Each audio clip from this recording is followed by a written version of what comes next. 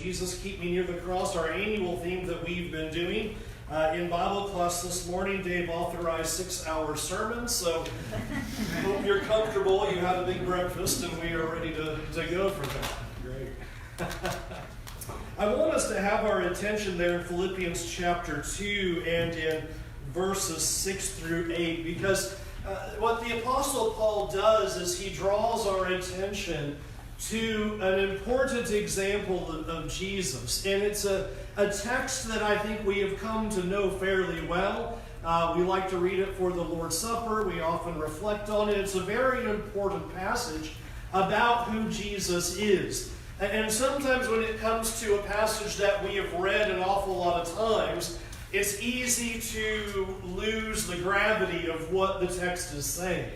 To try to help avoid that, I'm going to use a different text today. I'm not going to use the not use the ESV like I almost 100% do, just because we sometimes just get so trapped into it. We've heard it said that way so many times that you just kind of can put your mind in neutral as you hear something so familiar. So I'm going to use the NIV this morning, so if you're confused as to why you're not tracking with me, that will be the reason why. You'll notice it says there in regards to Jesus in verse 6 of Philippians 2, who being in very nature God, did not consider equality with God something to be used to his own advantage. Here, just starting out, obviously in every way Jesus is God. He is completely God. He has God nature. He is everything like the Father in terms of divinity.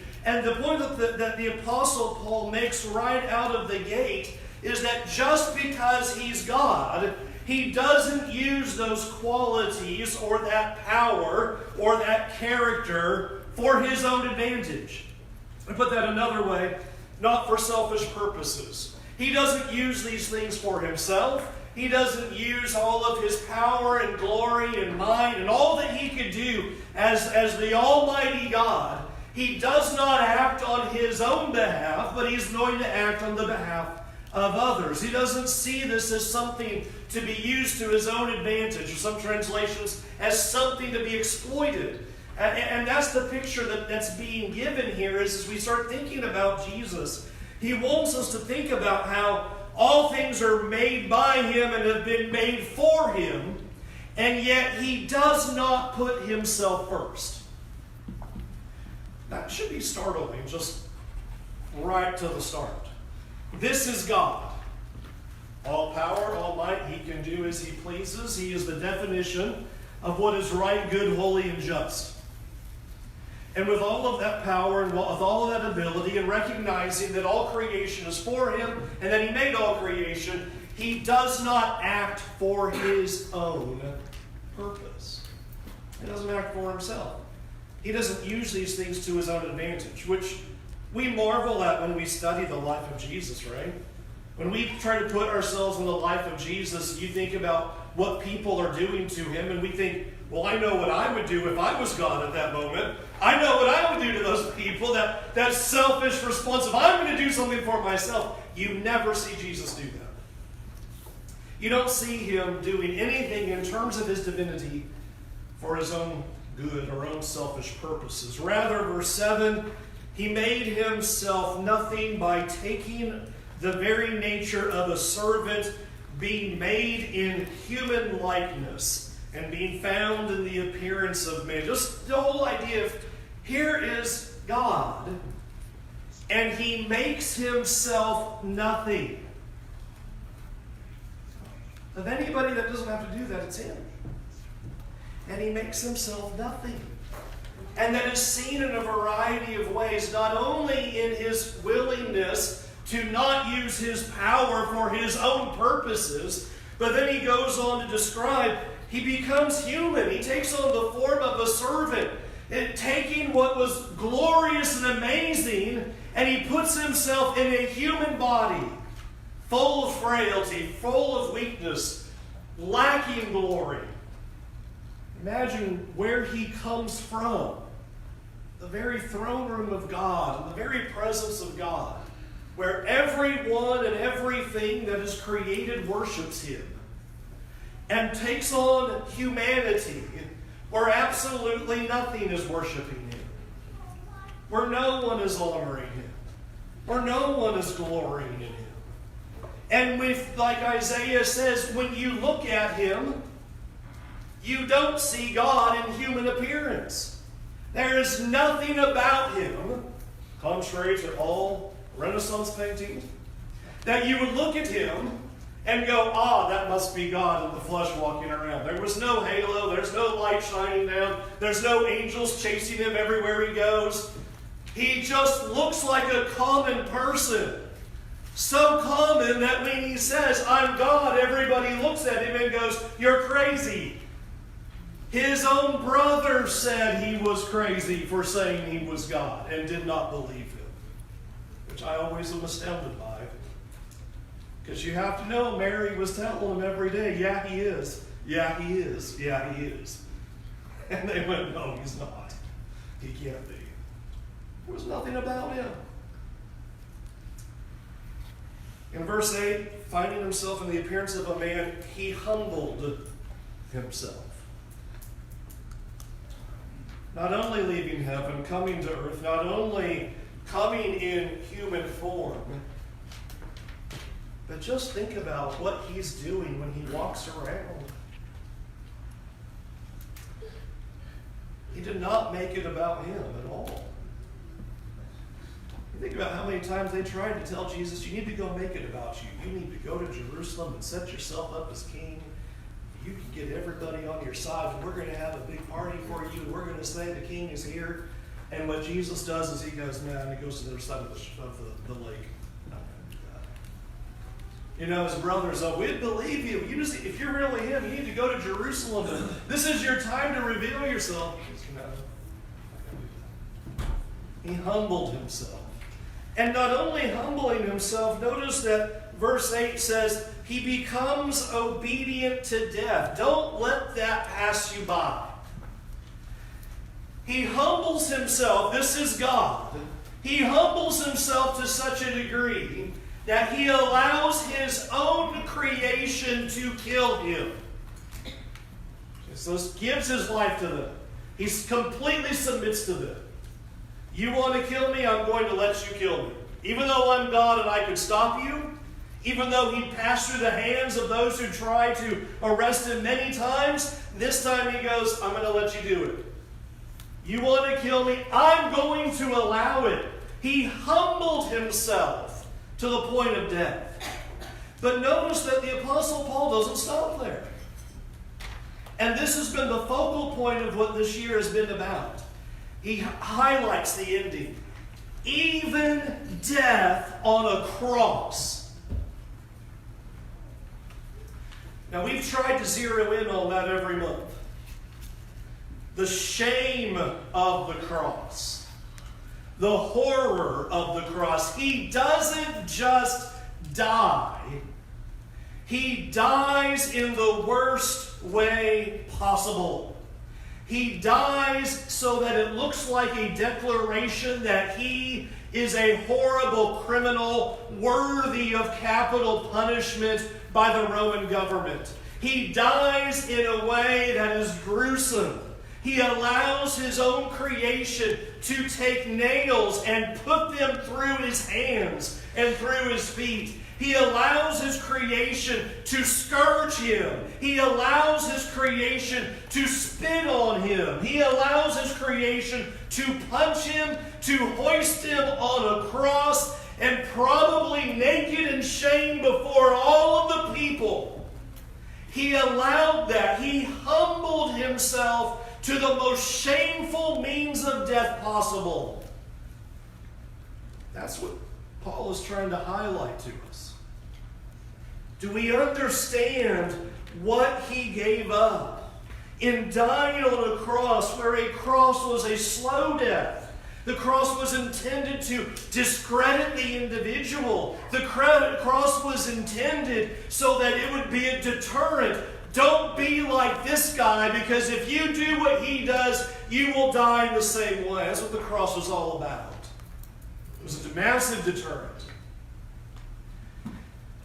He humbled himself.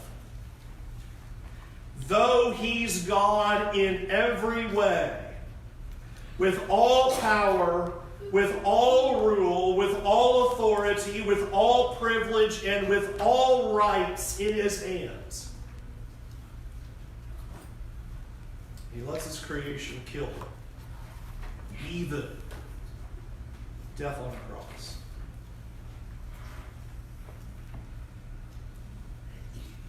Now, why does Paul want to talk about that? Why does Paul zero in on that right here?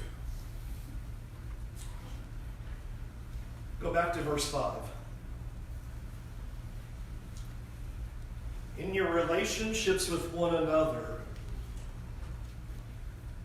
have the same mindset.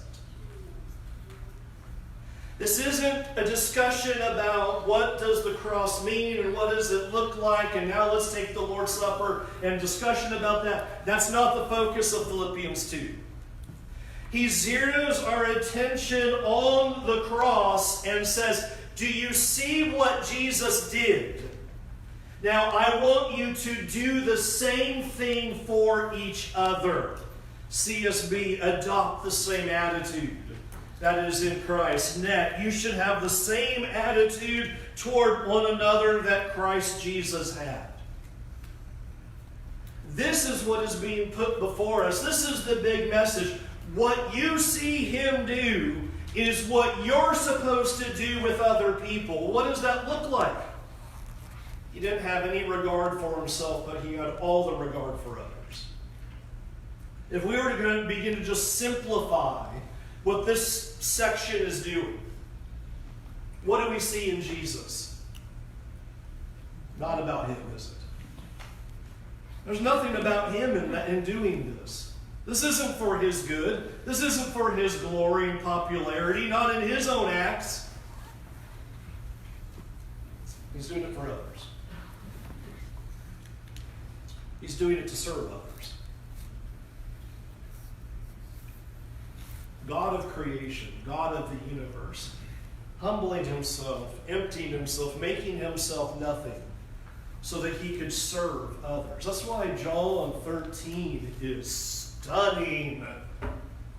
Here are the disciples, even the betrayer in the room, takes a towel, ties it around his waist, looks like a servant, fills a basin of water, gets on the ground and washes dirty feet. All Jesus ever did was try to show, I'm a servant. The Son of Man did not come to be served, but to serve and give his life a ransom for many. This is what Jesus is trying to show us. What he is depicting here by the Apostle Paul, complete sacrifice and complete submission. He just totally gives himself.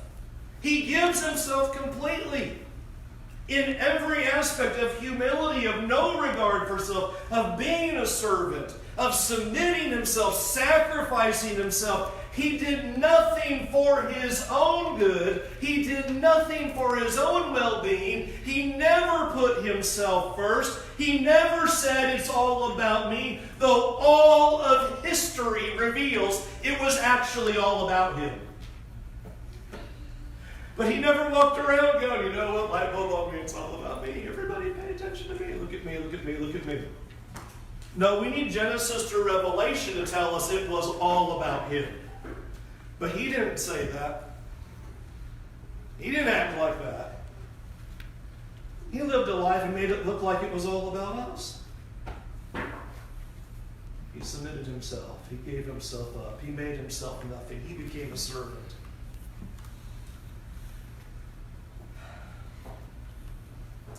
It is an amazing picture that is given to us because he's telling us here, I want you to have the same attitude. Well, what does that mean? It means it doesn't matter who we are or I say who we even think we are. It doesn't matter if we have authority or think we have authority or power or think we have power. It doesn't matter what we have in life. We don't use it for ourselves. We use it for others. Because this is what he did. With all of his authority, what does he do? Serve. With all of his power, what does he do? Serve. With all of his might, what does he do? Serve. With all of his privileges, what does he do? It's unavoidable. This is what the Apostle Paul is driving at. That we would look at Jesus and it would so radically change the way we think. We would look at the life of Jesus, look at the sacrifice, look at the humility, look at the servant nature you see in him, look how he made himself nothing, and then we would do likewise, which, by the way, back up a verse, that's exactly what Paul said. Do nothing out of selfish ambition or vain conceit. What did he just say? Stop thinking about you. Don't do anything. Don't say anything or do anything when you're thinking about you. Don't do it. Do not do it. Do nothing from any kind of basis of self. Don't do it. Rather, in humility, value others above yourself. You say, I don't know what that means. All right, we made it clear for you. Not looking to your own interests, but each of you to the interest of others.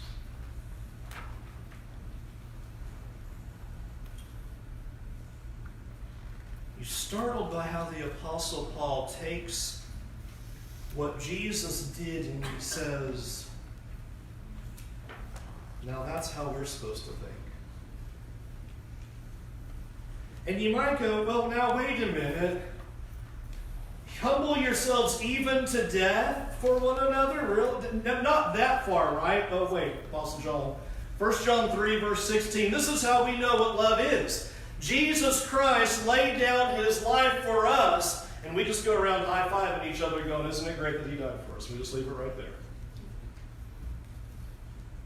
And we ought to lay down our lives for each other.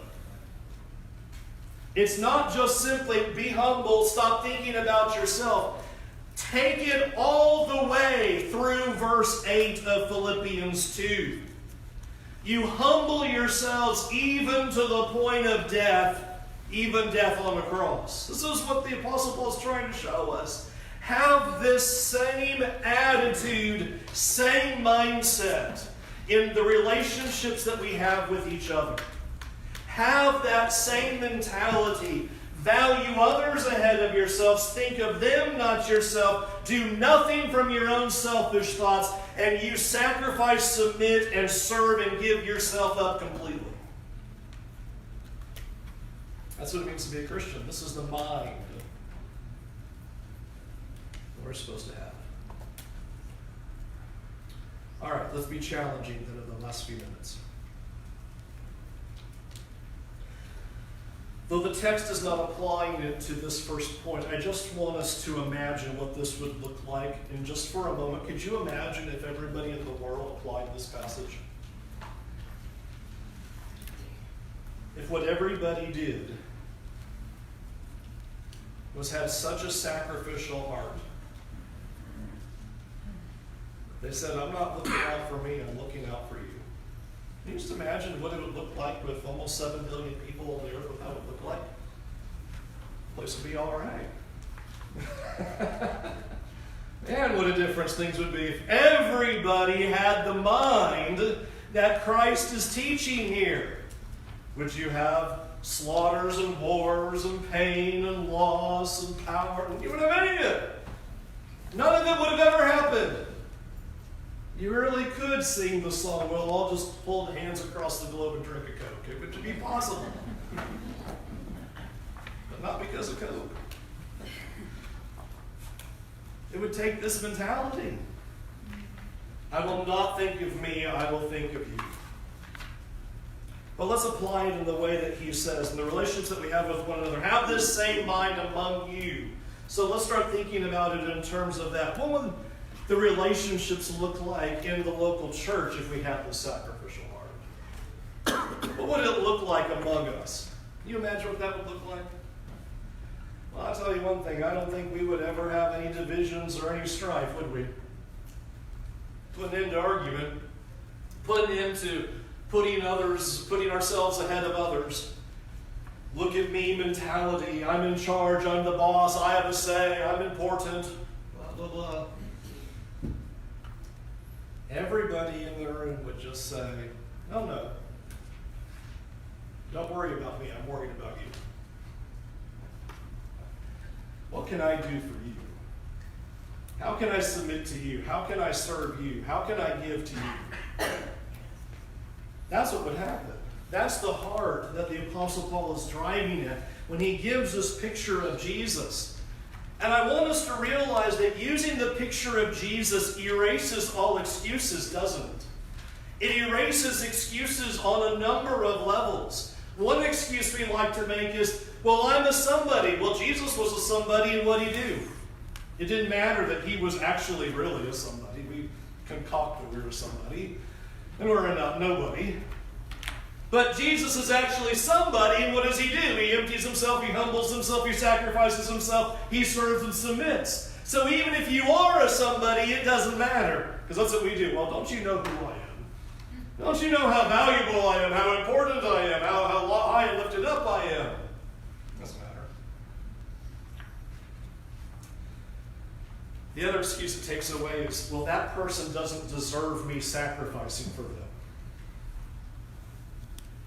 Don't you know who that person is? They're a really terrible individual. They're not really very nice and not very kind to me. They don't do a lot of nice things for me, and so I don't have to yield to them.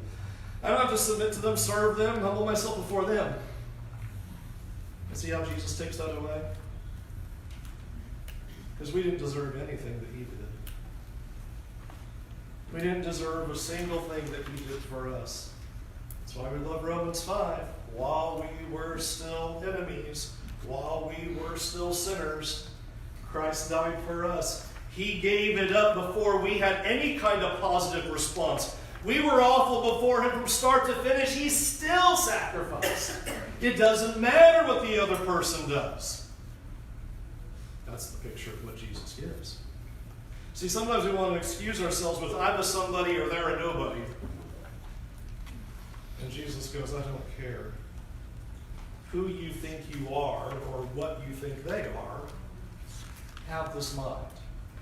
Have a cross attitude. We put ourselves on the cross. And we humble ourselves. We yield ourselves. We submit ourselves. And we serve the other. Imagine what this would look like in the home if we had such a sacrificial heart. Imagine what this would look like in the home. We would be raising children in the child's best interests. Always. We would always do what is in that child's best interest. And you want to know what's hard about that? It's because children are exhausting. And the child goes, Daddy, I want to play. And I go, I'm tired. But as soon as I think I'm tired, what am I doing?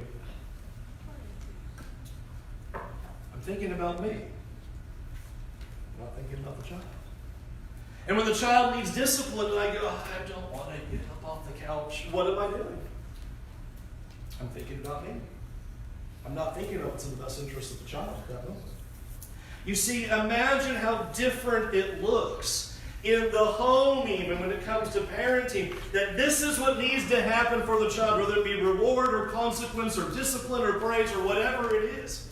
Will always do what is in their best interest. I'm not thinking of me and how I'm tired, it's exhausting, it's been a long day, a long week, I'm going to kill this kid, or whatever it is that we're in at that moment. We have to do what's in that child's best interest. We've been called to it. This is the cross attitude. And by the same token, to the reverse side, children, you may not like the rules. You may think your parents are unfair and they're coming up with all kinds of crazy stuff. and you still have to honor and submit and do what they say.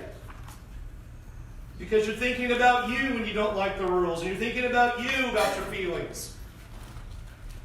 And imagine how different the home would be. If parents are doing what's in the best interest of the children are doing what's in the best interest of the parents. Well, that's a radically different home, isn't it? It's a radically different home. When these are the constructs that we use, that God gives us to do.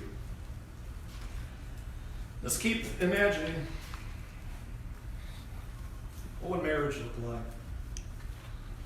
You see, I'm going from wide and funneling down. I said, think about how different the world would be.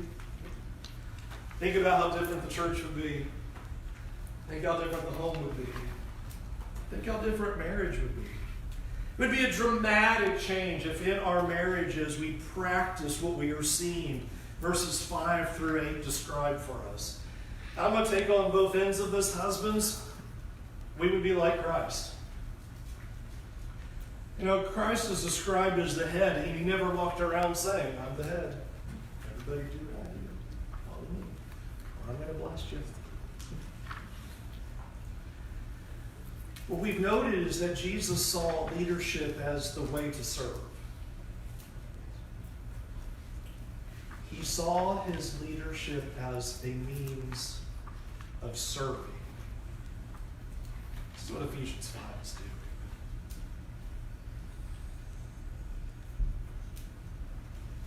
It's a shame that too often selfish thinking and selfish actions so invade the home. It is shameful that we would treat people outside of the home better than we would treat people inside of the home. We have before us the model that Jesus has given us, that Jesus saw his authority, he saw his power and ability as a means of elevating others, and he submitted himself, he served, he gave himself. I want you to think about that for a minute. What makes our submission to Jesus easier? Now, Jesus, ultimately, we're supposed to submit to him. How does he make that easy for us? Any of you thought about that?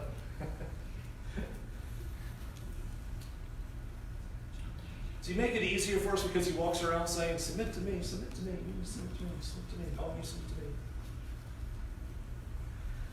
He makes it easy because he sacrificed himself. That's how he makes it easy.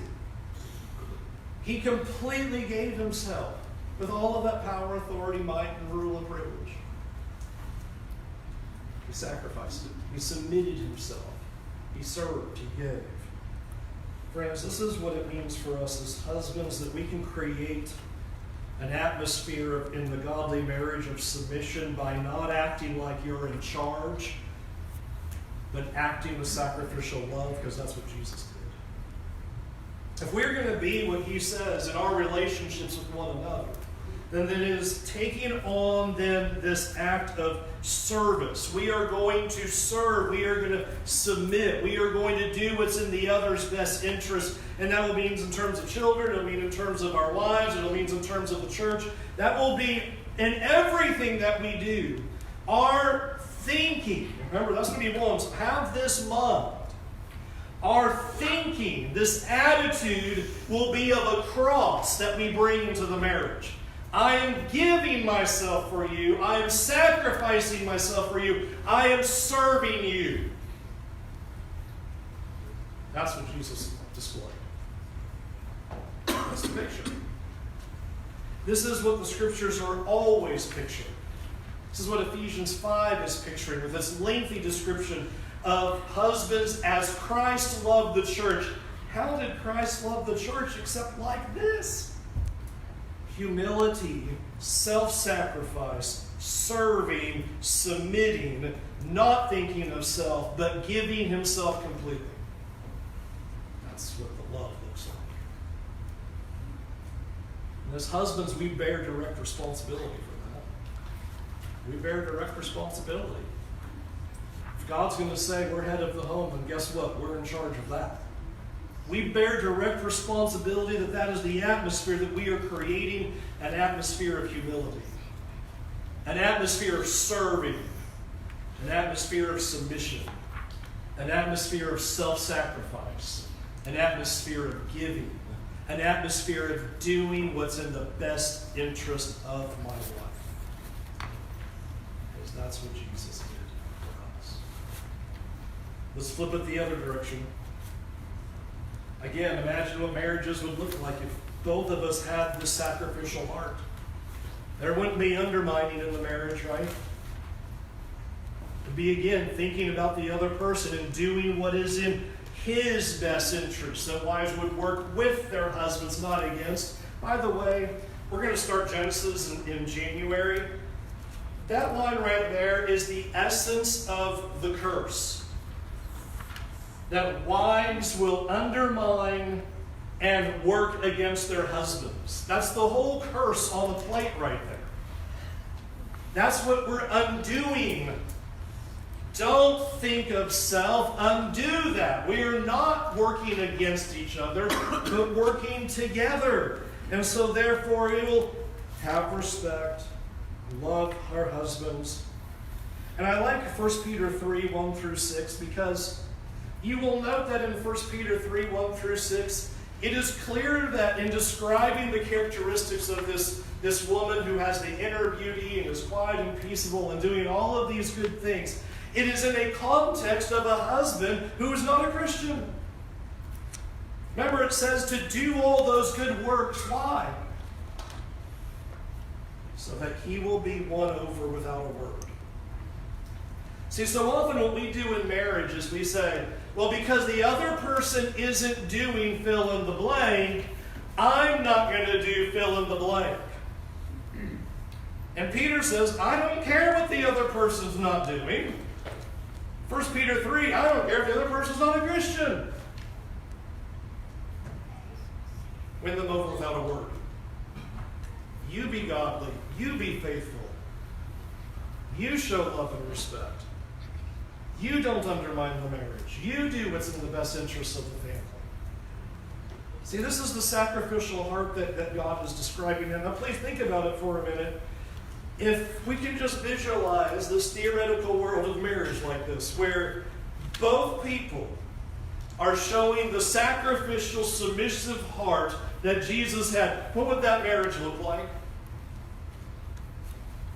Would there be a lot of problems in that marriage if both people are thinking about the other person and not themselves? I think we'd be okay. This is the picture that God is giving.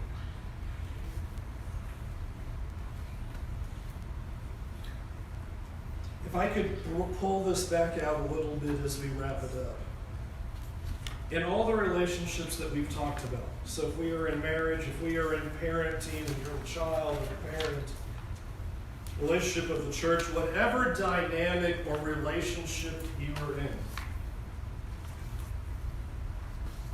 we will say, essentially by our mentality, by our words, and by our actions, you're first, not me. What you want, not me. You're first. Your will, not mine. Your desires, not mine. And I want us to think about, as we wrap up, the motivations that God gives for this selfless living. Not only has he used the example of Jesus in verses 6 through 8 to go, here is what Christ did. And that would be powerful enough, wouldn't it? I mean, Jesus comes, and he has all the authority, and he has all the privileges, and he is the Creator God, so he has every right to make every demand possible. And he submits, he serves, he yields, he gives, he humbles himself, he becomes nothing. He does all of these things, and now turns around and says, now be like that. In the church, in the family, in the home, in the marriage. You just do that. Stop thinking of you. No selfish ambition, no conceit, no me first. Always you first. Here's the example of Jesus. But notice he wasn't done with that. What was verses 9 through 11 all about in Philippians 2?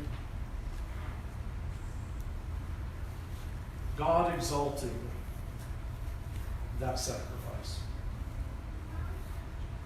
Because what we have the tendency to do, and why I believe we resist submission, sacrifice, yielding, giving ourselves, humbling ourselves, putting others before ourselves, is we stop and we become insecure. And we are insecure because we think, well, nobody's going to think about me. Now, there's one safety net.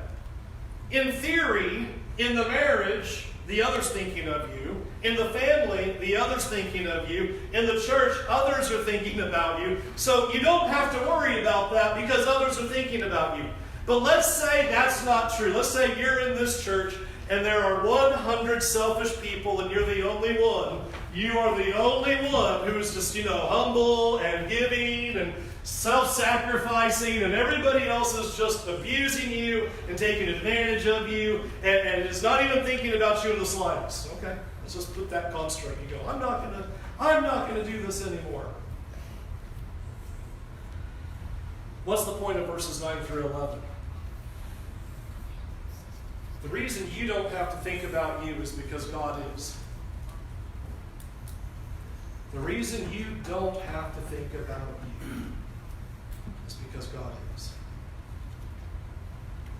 Jesus can do all of this because the Father is thinking about him, raises him from the dead, and exalts him to his proper place.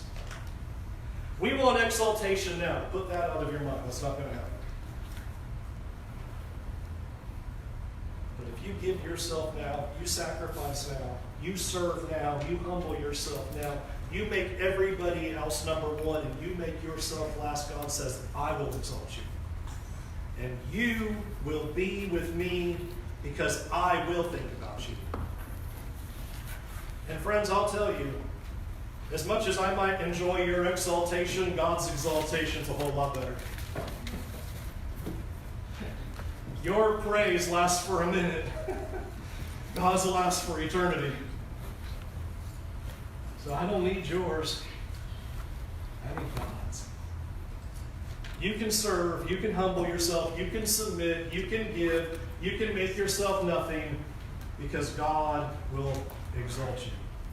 God will raise you up. That is where the heart of submission comes from. We rest in God, not in what everybody else will do for us. It's a good thing. Because if the only reason Jesus came was based upon what everybody would do for him, how would that decision process have looked? So what are you going to do for him? They're going to kill him. They're going to rebel against him. They are going to reject him. They are going to put him on a cross. In fact, the scriptures tell us the vast majority of people are always going to reject God. He does it anyway. In whatever relationship we are in, friends, have this mind, have this attitude that was in Christ, who being God himself, humbled himself, even to death on the cross. We invite you to come to Jesus. We invite you to see that that is extreme love. That is true love. True love puts others first, and Jesus puts you first. True love sacrifices, and Jesus sacrificed for you. True love submits. Jesus submitted his will for you. We encourage you to come to him today. Turn away from your sins. Be immersed in water for the forgiveness of your sins and follow him faithfully. Can we help you do that? Won't you come while we stand? While we stand. High and calm, sweetly rings over